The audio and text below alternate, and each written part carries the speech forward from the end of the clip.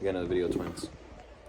This video will be about weighted calisthenics. Okay, I'm gonna shut up. Okay? Shush! Okay, I'm gonna shut up. Women, bro. Anyways, this video we're going to talk about weighted calisthenics, and this video we're going to talk about the number one mistake people do when they start getting into it. I know, you just did your thousands of push-ups, your thousands of pull-ups. You're like, Junior, I'm finally him. I don't got to waste time doing this basic bullshit. And I got some bad news for you, my friend. Ego lifting is not just in weights. As soon as you feel like your cojones are huge and you need to slap a 45-pound plate while you do pull-ups, I gotta let you know, you're fucking up if you're worrying about the number. You are messing up if you only worry about the number when you do weighted calisthenics. Unless you are doing a powerlifting move, like a competition for calisthenics street workout, then you're doing it wrong. The reason why we do weighted calisthenics in the first place is because we've reached an advanced level to where we need extra weights to create a stimulus for our body to continue growing stronger and bigger. If your goal is to put as much weight as possible, then that's not the appropriate way to look at it, unless it's like a personal goal, of course. But if your goal is just to get stronger, stimulate the weight, you focus on the number. But what you should fuck, babe. Yep. Why are you making me stutter? Oops. God damn it. People focus on the number when you should be focusing on how much weight is needed for me to get a stimulus.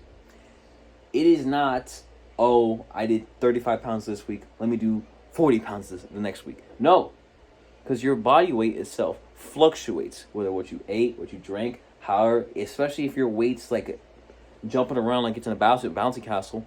You need to be aware that your weight should be consistent if you're going to be taking weighted calisthenics seriously, because one day you're going to be lifting 45 pounds and one day you're going to be lifting 25 pounds and that shit's going to feel heavy.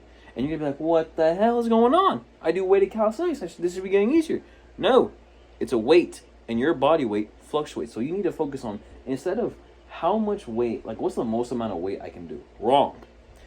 You do calisthenics, weighted calisthenics, in order to build a stimulus. Because 20 pull-ups, 10 sets of 20 pull-ups is a little inconvenient. That's just going to take 2 hours. And you're just like, oh, why don't I just do weighted calisthenics? You're focusing on the number instead of the stimulus is why you might have a plateau in weighted calisthenics. So next time, try to think, what's the least, not the most, what's the least amount of weight I need in order to build, in order to get a stimulus out of it?